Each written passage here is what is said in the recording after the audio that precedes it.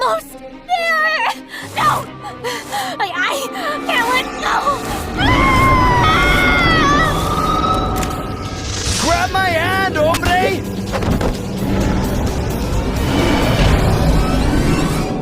Look, you better show me the way out of here. I've been through enough today, and I'm not afraid to. You hear that, guys? Oh, that was a good one, mamacita. Really? You think you can take me? Well, maybe you can take me, but not this guy right here. No, sir. Ah! What is that thing?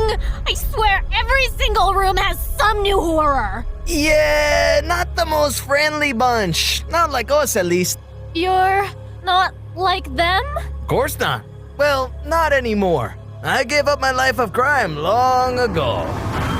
I was a human for most of my life. My old man was a salsa dancer, you see. A real popular one where I was from. And I wanted to be just like him. I had the best memories with him. I wish I got to make more, but unfortunately, he got very sick. And no matter what medicine or treatments he received, his condition just got worse and worse. One day he just passed away. It was a horrible tragedy. We were so mad. It wasn't fair to take someone away so wonderful for no reason. I still miss him, and it hit mi madre even harder. I did what I could to cheer her up. I wanted to help keep my father's legacy alive. I wanted to celebrate him, not mourn him. She had other plans. She couldn't stand to see me dance. It brought up the painful memories of her husband, my father. For her, it made the pain so much worse. Mama, what are you doing? No more of this cursed music, no more dancing, none of it. But I want to dance, just like Papa. Well, I better not see or hear any of it. I'm sorry, mijo. I just can't bear it. I was heartbroken. Losing something that was so important to our relationship was like losing Papa all over again. I couldn't let my father's legacy go to waste. It was up to me to preserve his memory the best way I knew how. But how could I do that if I had no one to dance for? Well, it looked like my problem had been solved. Junior Dance Academy. I swear, it was like my dad shining down on me, telling me to do what I was meant to do. There's no way I could afford that. And Mama would never lend me the money if she knew where it was going. I racked my brain, trying to think of somewhere I could get a job. I debated calling out, returning the wallet, but maybe this was also some divine timing.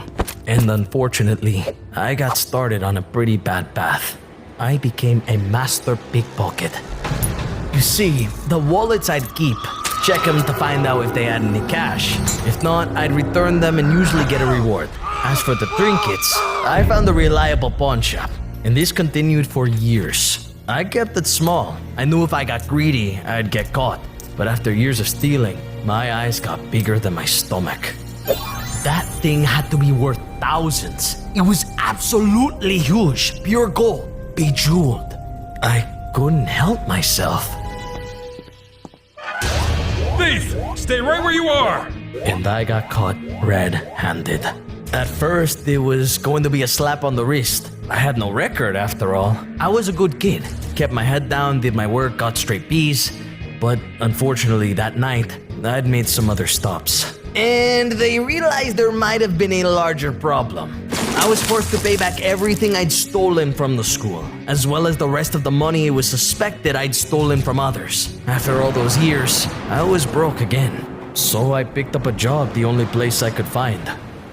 A valet at some new fancy hotel nearby. I decided it was time to kick my life of crime and get an honest job. I decided I could make a little extra money another way. I started a betting ring. How fast can some of these fancy cars go? Who'd beat who in a race? Yup, I started a gambling ring. But hear me out. It's not as bad as stealing, right? It's fair game. I did this for years and years before my time finally came.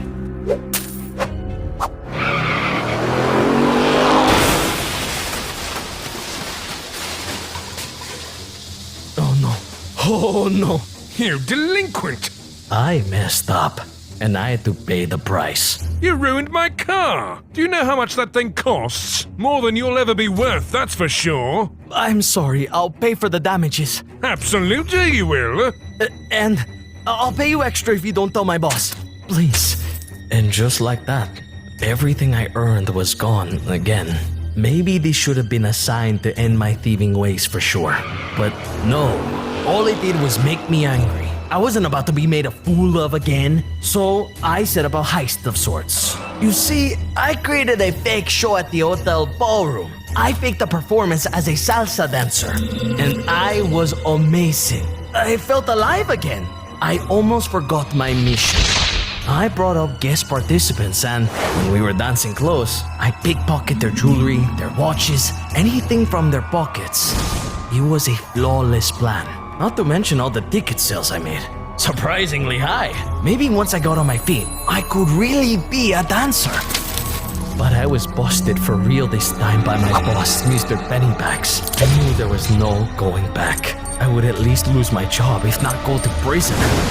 He performed some kind of evil ritual, and I was transformed into something inhuman, something monstrous.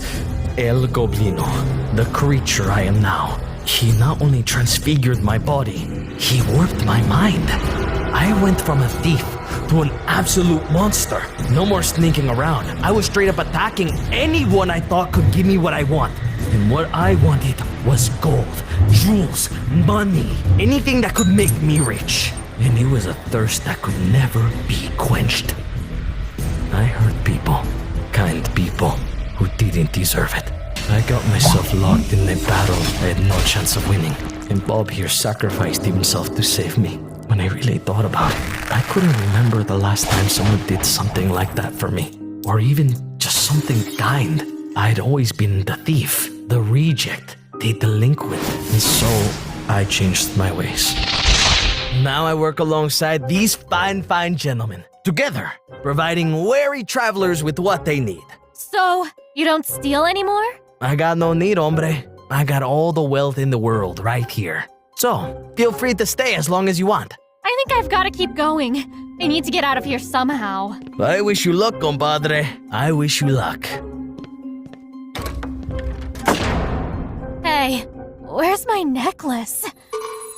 What? It's not like we'll ever see her again.